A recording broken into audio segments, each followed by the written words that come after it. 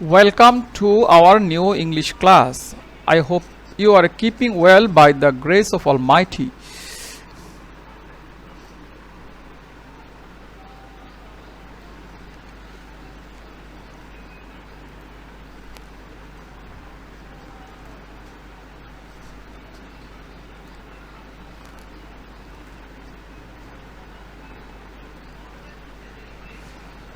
Welcome to our new English class. I hope you are keeping well by the grace of Almighty.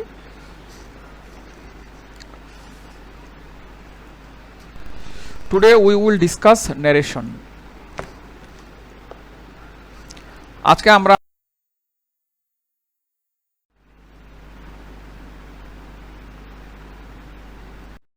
1 2 3 4 5 6 7 8 9 10 Okay.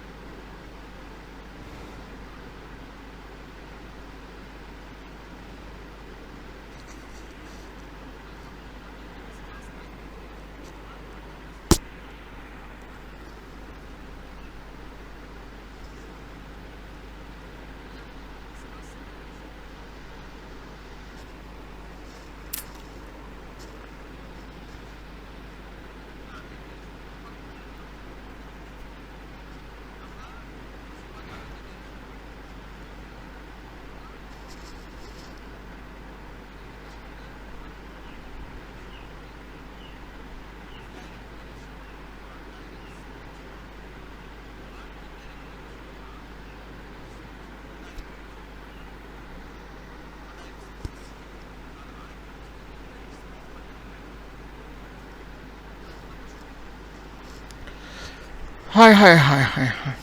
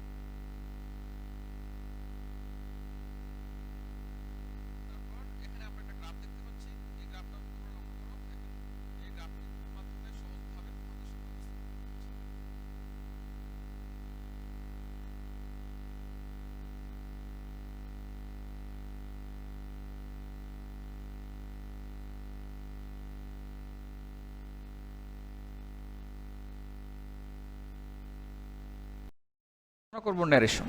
তো প্রথমে আমি ন্যারেশনের প্রকারভেদটা নিয়ে আলোচনা করব যে ন্যারেশন কয় প্রকার।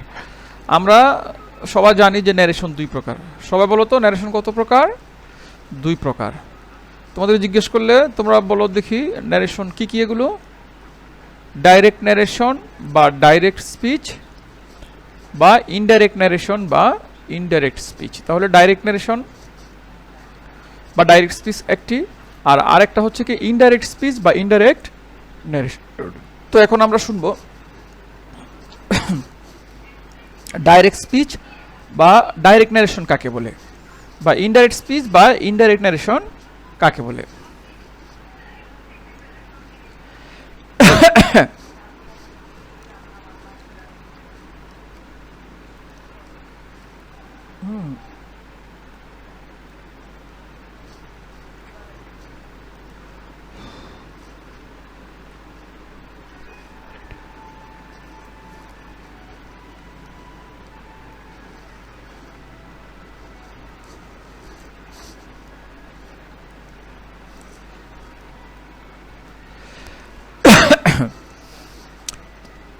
ইনডাইরেক্ট স্পিচ, তাহলে আমরা ডাইরেক্ট স্পিচ কাকে বলে? যখন বক্তার বক্তব্য হুবহু বর্ণনাকারীর বর্ণনা মতে বর্ণনা করা হয় তখন তাকে বলা হয় ডাইরেক্ট স্পিচ। বক্তা যেভাবে বলেছে কথাটা ঠিক সেভাবে যদি তুমি কারো কাছে বলো তাহলে সেটা হবে কি ডাইরেক্ট স্পিচ। যেমন ধরো তোমার ক্লাসের শিক্ষক এসে বলল আমি তোমাদেরকে আজকে পড়াবো না। তো তোমরা এসে আবার আমার কাছে এই কথাটা বললা যে স্যার এসে বলেছেন আমি তোমাদেরকে আজকে পড়াবো না, অর্থাৎ স্যার যেভাবে বলেছেন ঠিক সেভাবেই আবার বললা যে আমরা ভ্যাঙ্গাই না। কথাটা রেকর্ড করে, মনে করো মোবাইলে রেকর্ড করলে কথাটা কিরকম হবে? স্যারের কথাটা কেউ রেকর্ড করলে যে আমি তোমাদেরকে আজকে পড়াবো না, তুমি এসে বললো যে আমি তোমাদেরকে আজকে পড়াবো না। এবং স্যারের যেভাবে বলছে ঠিক সেভাবে তুমি এসে আমাকে বললা। আবার তুমি আরেকভাবে বলতে পারতে যে স্যার বলেছেন যে আজকে তিনিই পড়াবেন না, তো তুমি নিজের মতো করে বললা, তো এটাকে বলা ইনডাইরেক্ট স্পিচ। এই জন্য ন্যারেশন আমরা বুঝলাম কি বক্তার বক্তব্য হুবহু বর্ণনা করলে সেটা ডাইরেক্ট স্পিচ, আর বক্তার বক্তব্য যখন বর্ণনাকারী নিজের মতো করে বর্ণনা করে তখন সেটাকে বলা হয় ইনডাইরেক্ট স্পিচ।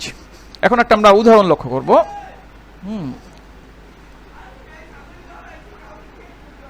হ্যাঁ, উদাহরণটা লক্ষ্য করো। He said I shall go to college tomorrow.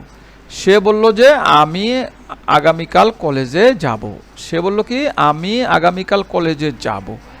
এটা বক্তা যেভাবে বলেছে সে যেভাবে বলছে তুমিও সেভাবে আমার কাছে এসে বললা যে I shall go to college tomorrow. এটা কিন্তু সে তুমি বলনি বা তুমিও কলেজ যাবে না, সে বলছে যে আমি কলেজে যাব। এখন তার কথাটা যদি তুমি নিজের মতো করে বলো যে সে বলছে আমার কাছে সে কলেজে যাবে, এই সে কলেজ যাবে কে? এই সে, হ্যাঁ এই সে কলেজে যাবে, তাই না? তো এখন আমরা দেখি তার মতো করে বলে সে বললো যে সে কলেজে যাবে, তাইলে এখন ইনডাইরেক্ট করলে এটা দাঁড়াচ্ছে যে he told me that he would go to the next day. He told me that he would go to the next day. আশা করি তোমরা বুঝতে পেরেছো। দেখি আমরা আরেকটা উদাহরণ দেখি।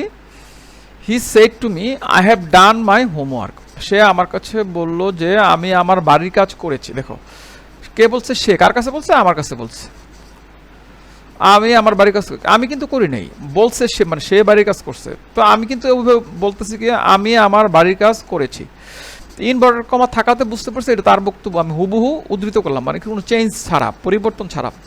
কোনো পরিবর্তন ছাড়া একজনের কথা যদি তুমি তুলে ধরো তখন ইনভার্ট কমার ভিতরে রাখবা, আর এইটাকে বলা হচ্ছে ডাইরেক্ট স্পিচ। এখন এবার সে যেহেতু আমার কাছে বলছে, এবার আমার নিজের মতো করে আমি বলি কি বলো, সে আমাকে বলল যে সে তার বাড়ির কাজ করেছিল, বলছিল আগে, তা আজকে না, তো ওইটা পাস্ট হয়ে গেছে, এই জন্য এটা হ্যাড হয়ে যাবে। সে তার বাড়ির কাজ করেছিল। তাহলে আমরা আশা করি বুঝতে পারলাম তো ইনডাইরেক্ট স্পিচ কি। এখন আমরা এই যে দেখো লক্ষ্য করো, এইটা হচ্ছে ইনডাইরেক্ট স্পিচ। এটাকে ছিল এরকম, দেখো he said to me I have done my homework. সে আমাকে বলল যে আমি আমার বাড়ির কাজ করেছি, তাহলে ডাইরেক্ট স্পিচ। আর দেখো এটা ইনভার্ট কমা ছাড়া, এটা আমার নিজের ভাষায় আমি বলতেছি, হ্যাঁ আমার নিজের ভাষায় আমি বলতেছি যে সে তার বাড়ির কাজ করেছিল। আসলে কোনটা ডাইরেক্ট কোনটা ইনডাইরেক্ট তোমরা বুঝতে পারবা।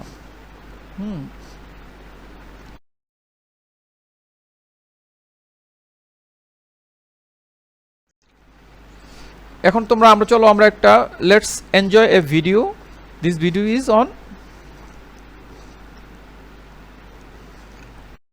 তারপর এখানে আমরা একটা গ্রাফ দেখতে পাচ্ছি, এই গ্রাফটা তোমরা লক্ষ্য করো। এখন এই গ্রাফটির মাধ্যমে সহজভাবে তোমাদের সামনে উপস্থাপন করা হয়েছে।